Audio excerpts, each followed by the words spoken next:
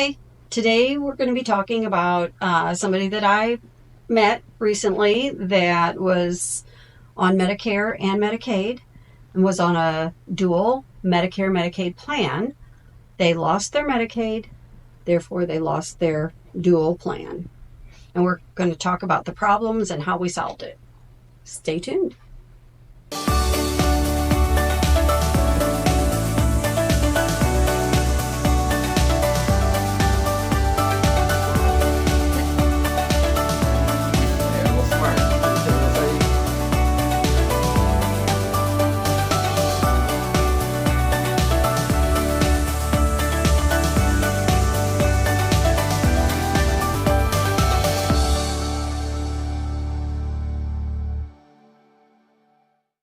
Hey everybody, welcome to this edition of Medicare Medics. I'm Medicare Medic Pete Kim. I'm Medicare Medic Stephen Batts. And I'm Medicare Medic Chris Cook. Well, welcome guys. How's your day been so far? Everything's been perfectly fine. Yeah? It's been good. Chris, I haven't seen you for a while. It's been a little while. Yeah, it's good to see you. It's good to see you. Well, welcome to the studio. Today we've got an interesting case. I mean, this is more common than not. So on today's episode, we're going to be talking about a person that was on Medicaid. This person was also on a dual Medicare Advantage. This person was kicked off of his Medicaid. And then he tried to reapply but was denied. And, we're seeing this happen a lot recently just due to during pandemic. I know the states put a freeze on to requalifying for benefits, and they started that back in May of 2023, I believe. Yes. So this year we've seen a lot of people that maybe didn't get their paperwork in the mail. Where they didn't know really what to do to refill it out. So a lot of people got kicked off of their benefits, and then we've been trying to help them get that back on because it does affect their Medicare, the Medicare plans that they're on. So Chris, why don't you kind of tell us about the situation and what's going on? Okay, so I met a gentleman last week, and he has been on a dual plan. He was kicked off of his Medicaid. He got notification that he was losing his Medicaid, and then the plan notified him that they were canceling him. At first, they said he could pay a premium and stay on the plan, but so he paid the premium and then got a check back in the mail. Wait, what premium are you talking about? For the Medicaid plan that he had been on, the dual plan. Uh-huh. Because it used to be that companies would let you stay on their plan for 6 months while you found other coverage. Oh, okay. And you could pay the premium and stay on that plan. Mm-hmm. But he received a check back in the mail, and he was not allowed to stay on the plan. Okay. So how old is this gentleman? He is, I believe he is 67. 67? Okay, Mm-hmm. So he was on Medicare and Medicaid. For how long? Since he was 65, or was he on disability prior to that, or? I think it was before he was 65. So, Okay. So he was on disability. So he was on disability before 65. Mm-hmm. Okay. Yes. All right. Okay, so tell us a little bit more about his situation. Why was he denied? I mean, a lot of times what we find why people get denied is they send in their paperwork, but they don't send in enough information along with the paperwork, because a lot of times they require 3 months worth of the last bank statements. Yes. They require, if you got life insurance, then they'll request a values letter, right, to go with the life insurance. And then now they've recently started requesting, I think, a proof of residency. Yes. Along with that. So in his situation, was he denied because the paperwork wasn't properly submitted? No, that wasn't the case. So what happened? So he applied for full Medicaid, mm-hmm. and he was denied. And looking at his income, he should have qualified for full Medicaid. Okay. But a few more questions, and I realized what the problem was. He had the money that the stimulus money that he had received from the pandemic, he had just put that in an account and left it alone. And it was almost $3,000. Okay. So the Not savings a lot. limit, savings limits was Right. what got him. All right. So he was over the limit, the Medicaid limit, as far as income and assets. Okay. So he would still qualify for QMB or SLMB. Yes. Okay.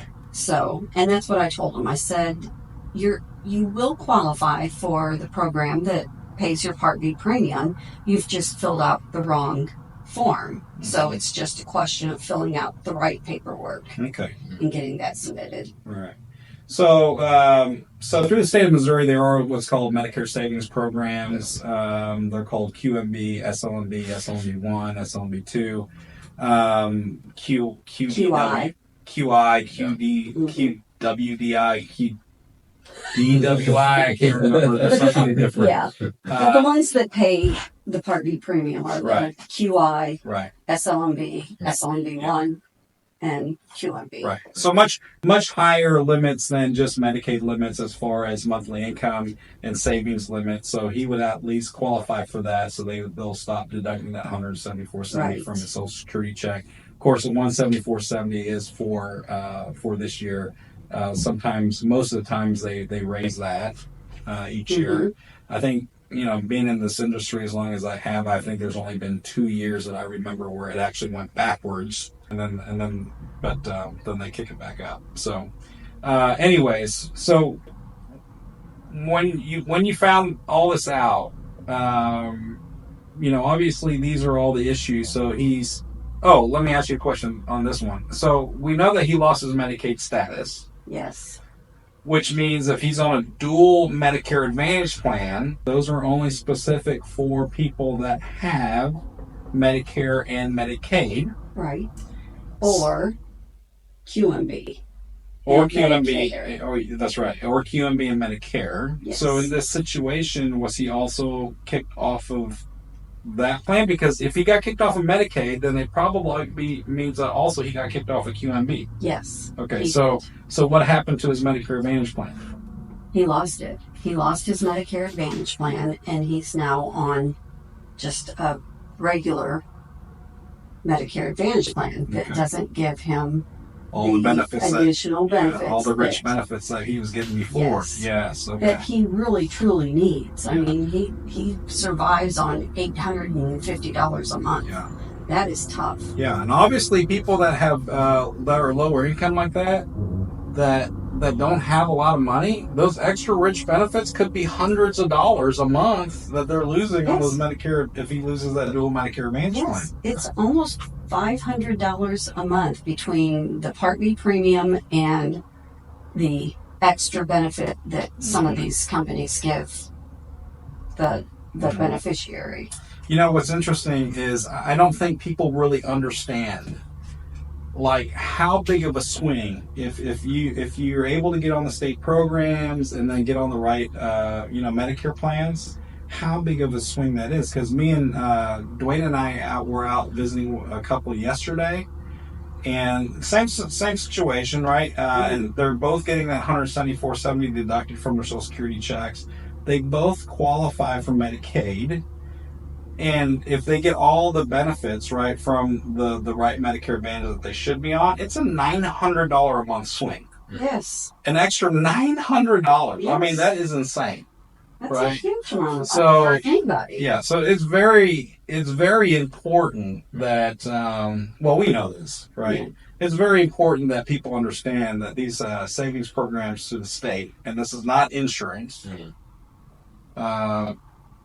I mean, Stephen, how many times have you tried to talk to people about the state programs and they're like, no, we've got our insurance taken care of? Oh, too many times. I clearly say it's just state programs. Yeah. Nothing to do with insurance. And we try to explain that, and they still think what? They still think we're trying to sell insurance. We're talking about insurance. Yep. And I get it because they probably get, inundated with phone calls and people knocking on their door and all this other stuff. And they're really there to try to switch their plan or try to sell them insurance or whatever else. So I get it. And ironically, they do get these letters every single year, but it looks like junk mail. So they toss them, right? Okay, very good. So Chris, tell us how this issue was resolved, or what happened here. Well, we've applied for the QMB, SLMB. It's a short form that you can fill out online. Okay. Submit the bank statements, and the other requirement is the proof of residency. Yeah. Simple enough. Yeah. Does this guy have life insurance? No. Okay, so at least you didn't have to get the values letter. No, we did so not that have makes to things a little bit easier. Yes, a little bit. But that's simple enough too. You contact the life insurance company, and they can usually they'll email you the values letter. Right. So we submitted those, and now we're waiting to hear. But I'm very confident that he's going to qualify for QMB. He's not going to qualify for Medicaid, but he will qualify for QMB, which is going to get him to a place where he is back on that dual Medicare Advantage plan. Okay. So that's terrific. I'm sure he's very happy to hear that he's going to get his $174.70 back. Yes. And like I said, every year that changes obviously. And then since he's going to get that back, then he'll be able to get his the dual Medicare Advantage plan with all those rich benefits back. Yes. Which could be another couple $100. Yeah. Right? Oh, yeah. So, all right. Depending on what he needs, there are a lot of people that need a full set of dentures or, hearing aids or whatever it is. Those plans really have a lot to offer. They do. That are in that situation. And that's the thing, because there's so many different ones that offer different benefits. Yes. It's not a one size fits all. No.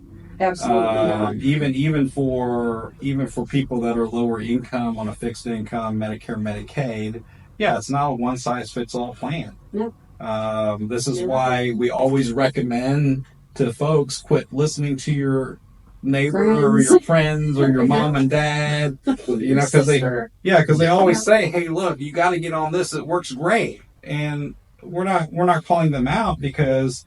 For them, it may work perfectly. Yes. But for you, whose wants and needs may be different than your. It may not be the best thing. Yeah. Right. So we always reiterate, this is why everybody's situation is unique. Everybody's situation is different. Therefore, man, you really need to sit down with a licensed professional that will go through your circumstances. Yep. Right. To really figure out what really needs to happen for you. Yes. Right? Okay. Very good. So obviously for us, I've been doing this for a while. These situations are, they're fairly common. It happens all the time. They're easy fixes, obviously. Anything else?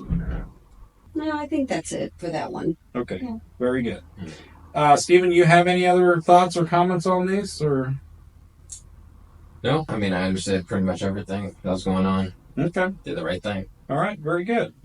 Well, that wraps it up then, I guess, right? Mm-hmm. All right. So anyways, thanks for tuning in today.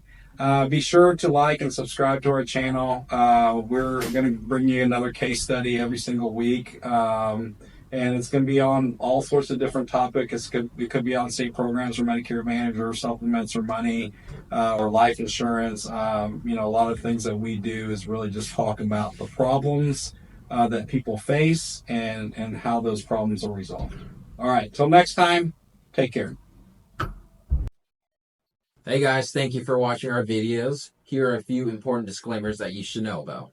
The views and opinions expressed in this program are those of the speakers and are strictly intended for informational and educational purposes only. The information contained in these videos should not be understood or construed as recommendations or investment advice. It's important to know that everyone's situation is unique and different.